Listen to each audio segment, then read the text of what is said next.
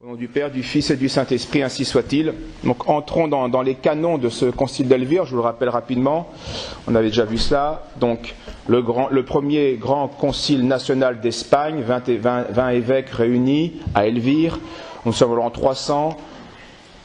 Après une période de paix, les évêques sentent qu'il y a des compromissions et un relâchement, et ils sentent aussi qu'il y a une nouvelle persécution qui s'annonce. Bref, ils veulent mettre de l'ordre et vont faire ces 80 canons. Aujourd'hui, nous allons voir les canons qui concernent le clergé. On verra les fidèles la prochaine fois. Donc le concile veille d'abord à ce que l'évêque n'ait pas le droit de choisir le premier venu parmi les clercs. Il faut faire attention aux prêtres qu'il va, aux chrétiens qu'il prend pour leur donner une fonction, la fonction sacrée.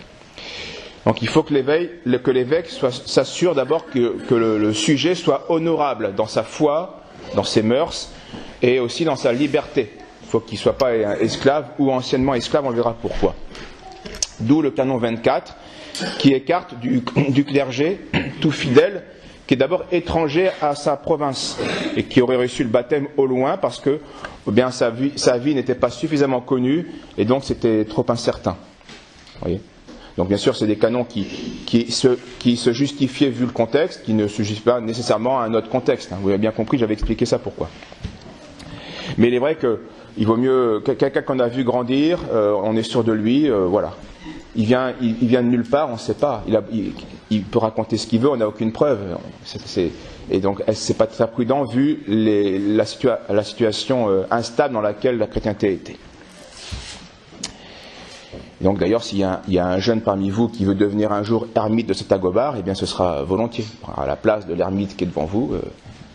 Mais quelqu'un qui vient, il dit voilà, et comprenez bien, c'est pas pareil. Quand on a vu grandir quelqu'un, on est tout de suite l'acte sera plus prudent. On connaît son honorabilité, sa foi, sa constance, etc.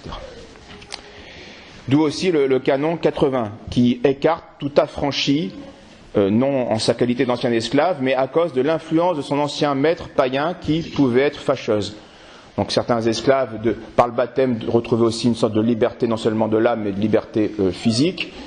Mais il y avait eu quand même des liens entre son ancien maître, qui était un païen, donc on craignait une certaine interférence, influence possible, donc on écartait ces candidats-là du sacerdoce. Le canon 51 écarte aussi de la cléricature l'hérétique, malgré qu'il soit converti. Donc il était hérétique, il s'est converti, très bien, il n'y a pas de souci, il participe à la foi de l'Église et au sacrement, mais sa foi ayant déjà été ébranlée, eh bien ça n'offre pas une garantie sûre de l'avenir, en tout cas c'est pas le plus prudent. Et le canon dit aussi que s'il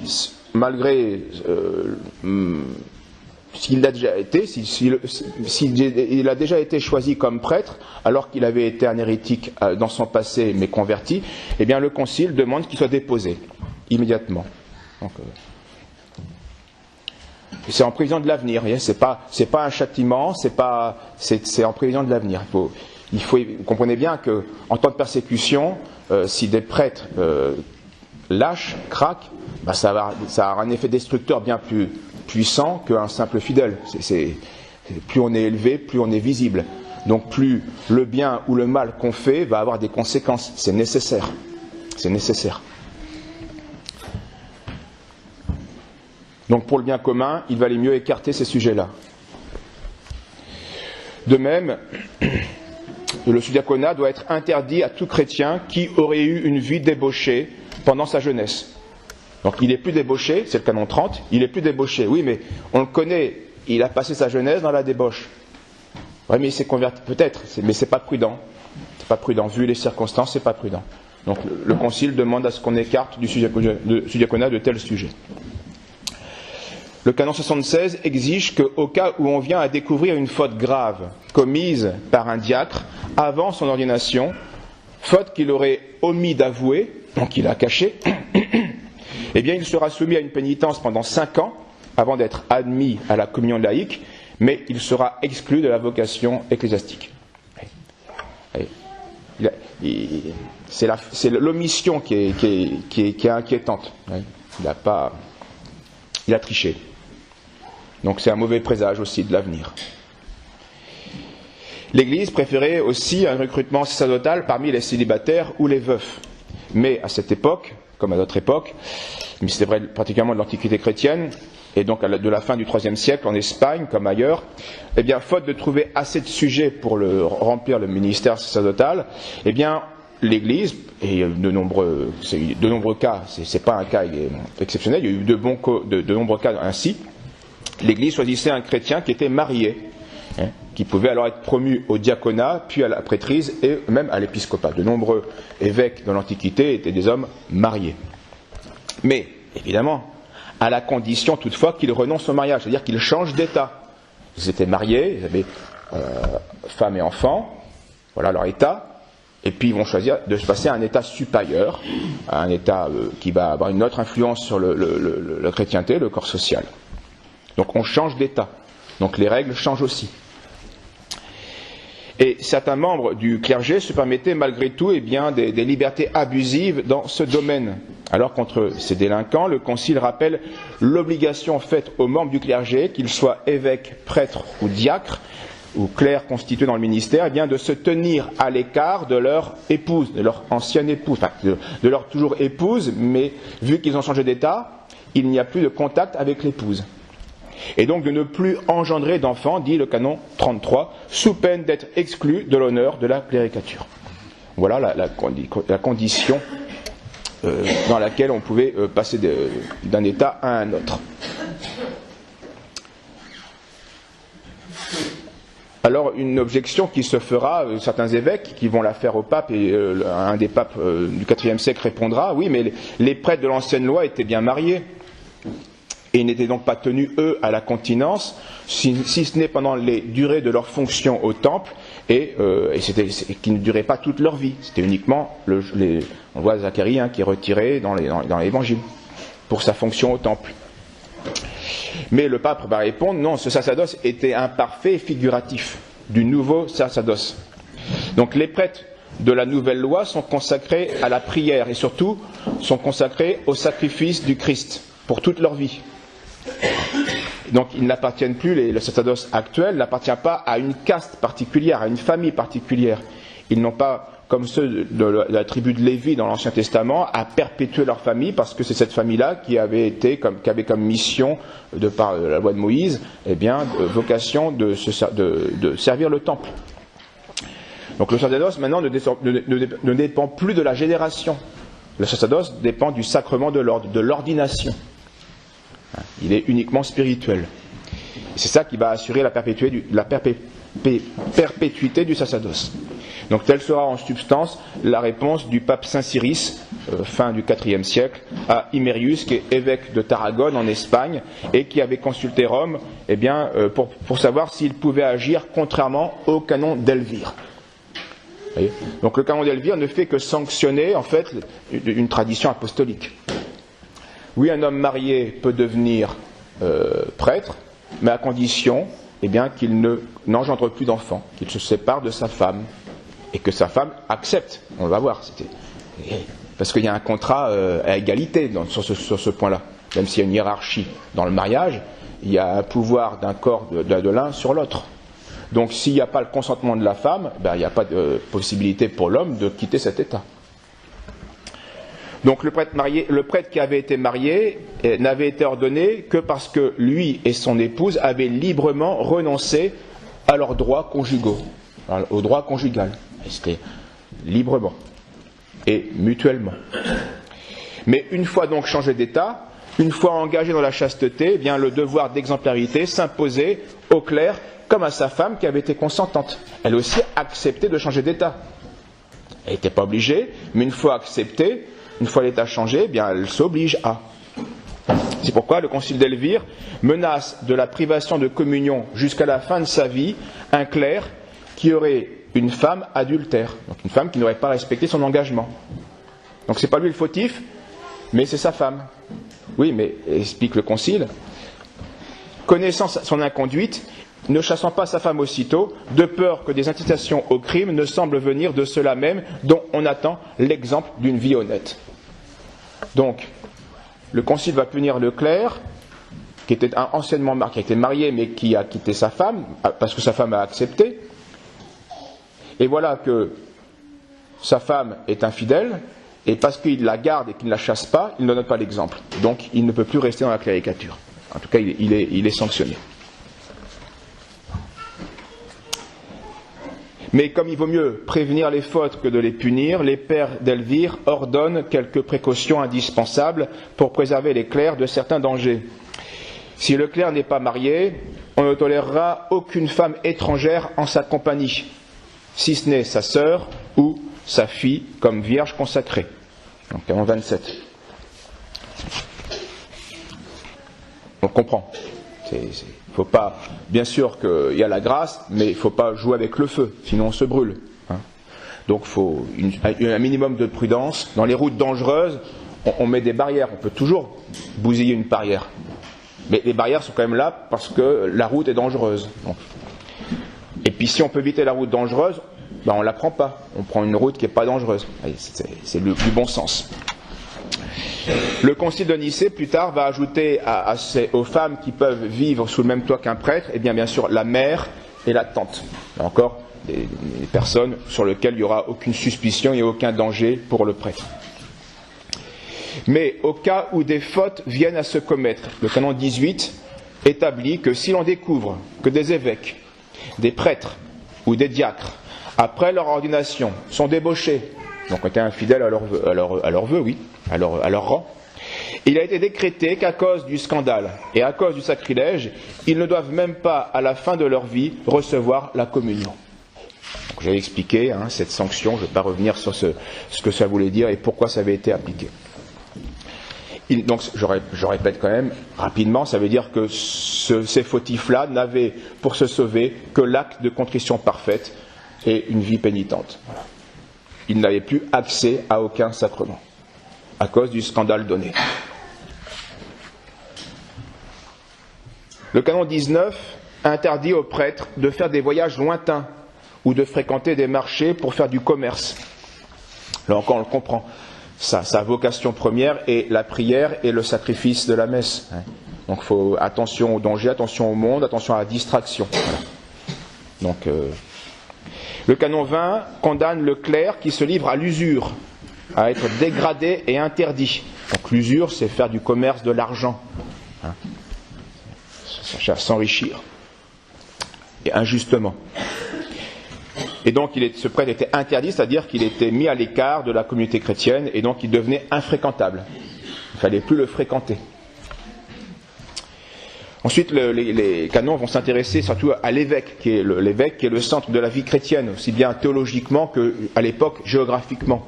Les évêchés étaient nombreux mais aussi petits. C'est un défaut, on pourra le dire, du Moyen-Âge, d'avoir des évêchés énormes. Alors, c'est l'histoire qui va produire cela, mais c'est malheureux.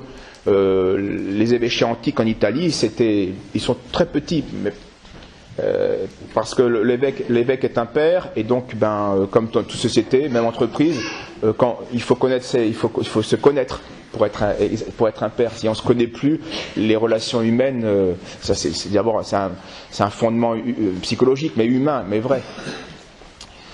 Et puis l'évêque n'était pas à l'époque, c'était pas un prince comme au Moyen-Âge, même si ça peut se concevoir et qu'il n'y avait pas que des inconvénients, mais c'était avant tout l'homme lui aussi de la prédication et donc de ses prêtres. Donc il est au centre, bien sûr, de la vie chrétienne par son pouvoir sacramentel et son pouvoir de juridiction. À l'époque, dans l'Antiquité chrétienne, c'est lui qui conférait le baptême. C'était pas le prêtre, pas habituellement en tout cas. Et en tout cas, c'était l'évêque seul qui faisait le sacrement imposer les mains, donc le sacrement de confirmation, qui fait des petits baptisés, des parfaits chrétiens. Mais le Concile a soin de noter que la non-réception n'est pas un empêchement au salut. Là, ce qui est la doctrine catholique maintenant classique que vous connaissez. Le canon 77, si ces chrétiens uniquement baptisés mais pas encore confirmés quittent ce monde auparavant d'être confirmés, eh bien ils pourront être justes devant Dieu par la foi dont ils ont fait profession. Donc c'est un sacrement qui n'est pas nécessaire au salut. Mais il y a pourtant, le chrétien baptisé a le devoir grave de chercher à être confirmé dès que l'occasion se présentera. Parce qu'il ne peut pas rester uniquement petit enfant. Il doit se parfaire dans la vie chrétienne, en recevant la plénitude des dons du Saint-Esprit. De même, c'est l'évêque seul à l'époque qui admet les pécheurs à la pénitence canonique. Pas la pénitence tout court, la pénitence canonique, celle qui était solennelle. C'était le chef de la communauté chrétienne, donc l'évêque qui réconciliait après que les peines aient été expirées.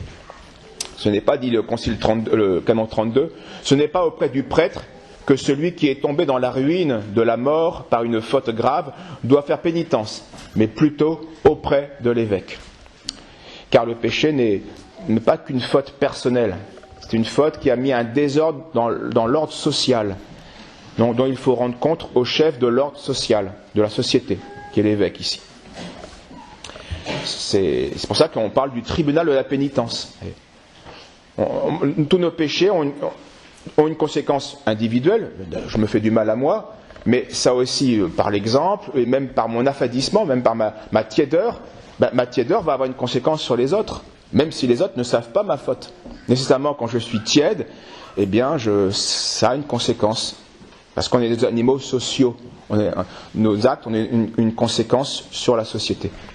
Donc il faut y remettre de l'ordre. Et remettre de l'ordre, c'est accepter commence par accepter cette humiliation, qui est à la fois la grandeur de l'acte de la pénitence.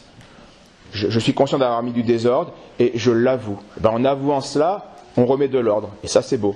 C'est la beauté du sacrement de pénitence. À la fois sa difficulté et sa beauté. Et sa nécessité.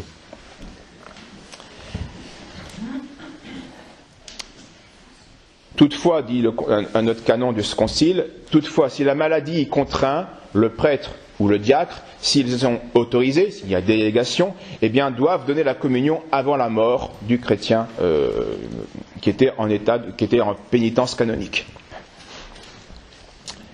Et de tels cas étaient assez fréquents puisque il y avait des districts ruraux, il y avait la cathédrale, il y avait le siège de l'évêque, mais il y avait les campagnes, et là, l'évêque ne pouvait pas être partout. Donc c'était un cas qui était assez fréquent. Quand l'évêque célèbre la liturgie, et donc le Saint-Sacrifice, la liturgie eucharistique, il a été décidé qu'il ne devra plus accepter l'offrande de ceux qui ne prennent pas part à la communion. C'est le canon 28. Très intéressant cela. L'offrande, c'est maintenant la quête, si vous voulez. Mais avant, l'offrande, c'est le même principe, c'est la même fonction. La quête, c'est pour une offrande des chrétiens pour le culte. Et avant, elle se faisait non pas en espèces, mais comment dit-on, en produits naturels. En dons. Donc on apportait le vin, on apportait du pain, on apportait de la nature, des victuailles, etc. Pour le culte et les ministres du culte. Donc l'offrande était donc, et tout cela était ultimement était destiné à devenir le sacrement de l'Eucharistie. Spécialement le vin et le pain qui étaient offerts. Bien.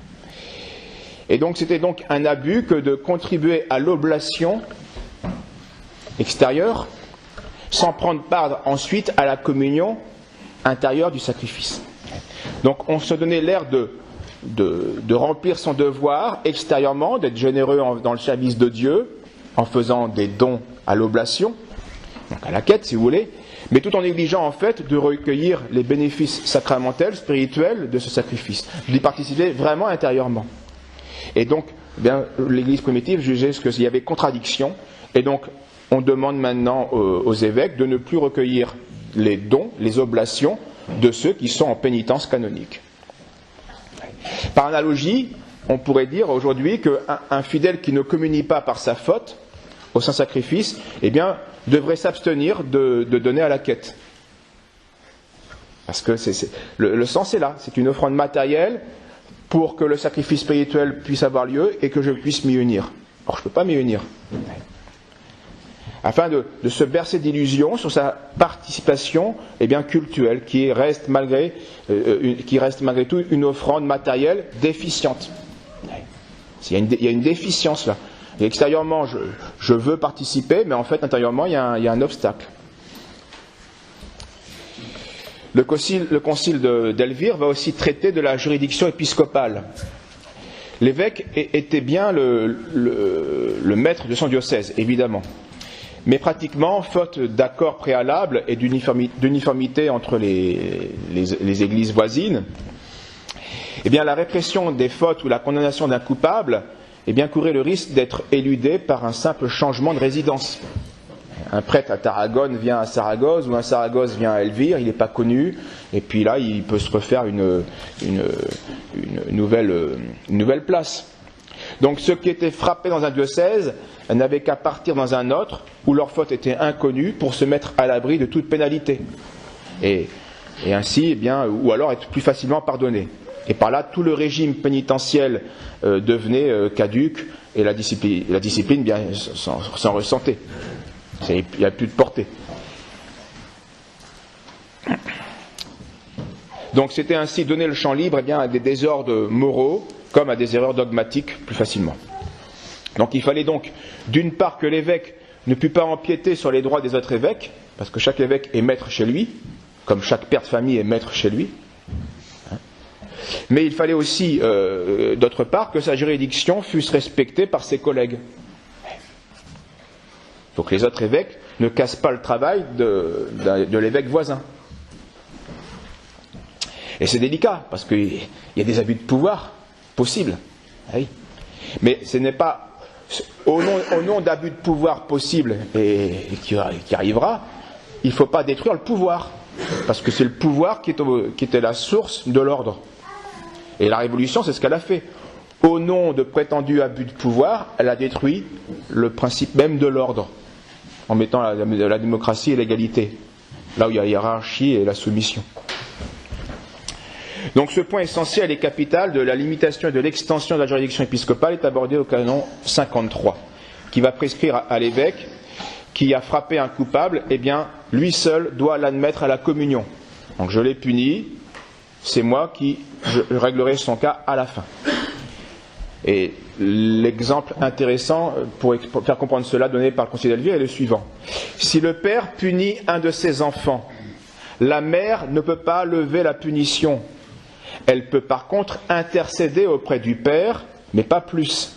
C'est au père de voir s'il doit faire preuve ou non de clémence. Et c'est un peu ça qui se passait entre les évêques.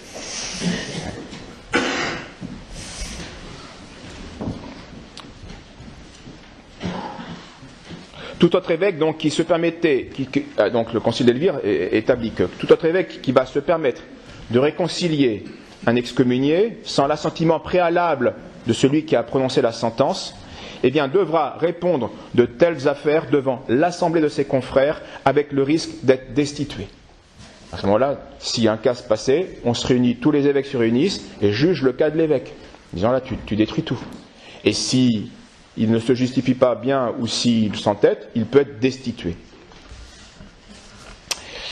Le pécheur, frappé d'une peine par son évêque, n'avait donc plus le moyen d'être admis ailleurs à la pratique régulière de la vie chrétienne parce qu'il doit présenter des lettres de créance qui lui seront désormais refusées. Et cette coutume, cela va faire jurisprudence dans le droit canonique, qui sera par la suite complété, amélioré, pour éviter eh bien, les excès possibles d'une autorité qui va être redoutable. C'est sûr, le pouvoir d'un évêque était grand, et grand. Mais il peut aussi y avoir des abus des évêques. Et oui, l'histoire l'a montré. Donc il fallait imposer aussi un contrôle d'une autorité supérieure. Car l'évêque, comme le père de famille, peuvent abuser de leur autorité en usant sans intelligence de leur pouvoir. Et il fallait faire cela, donc le concile d'Elvire faisait ça aussi bien pour sauvegarder les intérêts des fidèles, et aussi en accordant le droit eh bien, au recours ou un appel.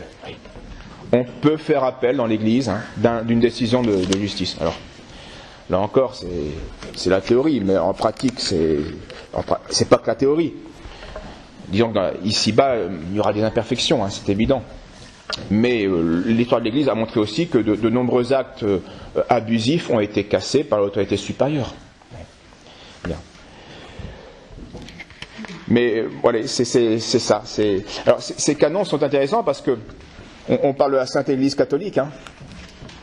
Mais vous le savez que les membres de la Sainte Église catholique ne sont pas tous des saints. Et que nécessairement, si les canons traitent de ces problèmes-là, c'est que ces problèmes-là se présentaient. Parce que la nature humaine est blessée. Donc l'Église est sainte, mais vous le savez ce que dit le catéchisme, l'Église est sainte parce que son fondateur est saint. Parce que ses sacrements poussent à la sanctification. Parce que sa doctrine purifie l'intelligence. Oui, mais les baptisés devraient... Oui, saint Paul, quand il s'adresse aux chrétiens de Corinthe, ou aux chrétiens d'Éphèse, aux chrétiens de Philadelphie, il leur dit, il parle des saints. Il parle des saints. Mais il y a encore du chemin, vous savez bien. Au nom du Père, du Fils et du Saint-Esprit, ainsi soit-il.